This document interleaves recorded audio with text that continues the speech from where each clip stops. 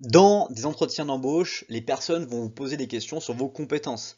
Mais comment les décrire? Comment faire pour aussi savoir quelles sont celles qui sont particulièrement le plus appréciées et recherchées par les employeurs? Dans cette vidéo, on en parle.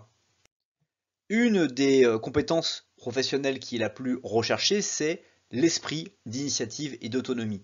Quand vous travaillez avec des personnes autour de vous qui vont avoir cet état d'esprit d'initiative, qui vont, avant même que vous leur donniez des ordres, qui vont essayer de faire des choses, qui vont entreprendre, qui vont venir vous voir en vous disant, voilà, je suis dans cette situation-là, j'aimerais faire ça, qu'est-ce que tu en penses?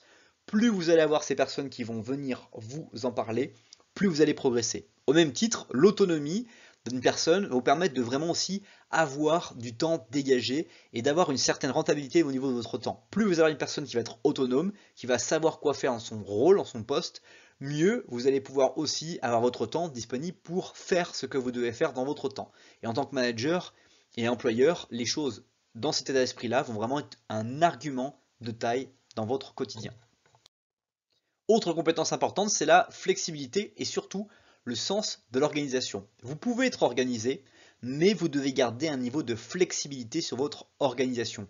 Et ce point est extrêmement intéressant, extrêmement important, parce que plus vous serez organisé, mieux vous allez permettre de performer à votre organisation, et plus vous serez flexible dans votre organisation, plus vous pourrez aussi permettre à des gens de vous solliciter pour faire des choses, et pas forcément vous solliciter dans le but de vous monopoliser du temps, mais pour créer, développer de la valeur dans ce que vous réalisez. Autre technique très importante, c'est les compétences de communication. Votre capacité à échanger, à motiver, à stimuler, à diffuser de l'information vont avoir une valeur vraiment importante dans les milieux que vous allez fréquenter et sur les compétences professionnelles notamment qui vont être à explorer. Plus vous allez dans votre entretien, votre prise de contact avec un futur employeur, échanger, discuter par téléphone, par mail, par texto, être disponible pour ces conversations, plus vous allez apporter cette valeur ajoutée. Autre technique, c'est la capacité à travailler en équipe. Plus vous serez capable de travailler avec d'autres personnes, d'échanger, de réfléchir, de discuter, mieux vous allez apporter cette valeur à l'équipe.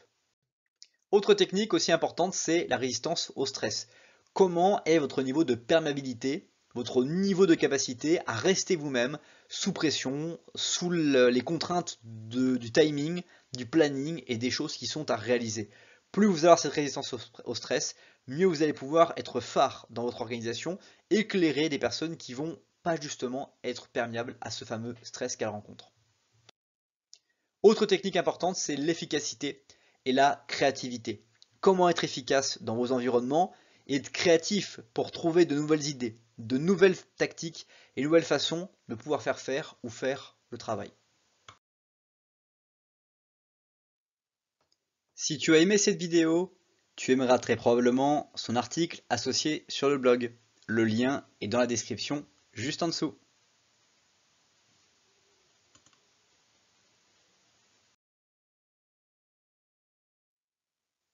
Aussi, et pour conclure cette vidéo, je t'invite à découvrir la dernière vidéo YouTube de la chaîne qui se trouve sous la flèche bleue ou directement à observer une vidéo adaptée au contenu que tu regardes en ce moment sous la flèche rouge.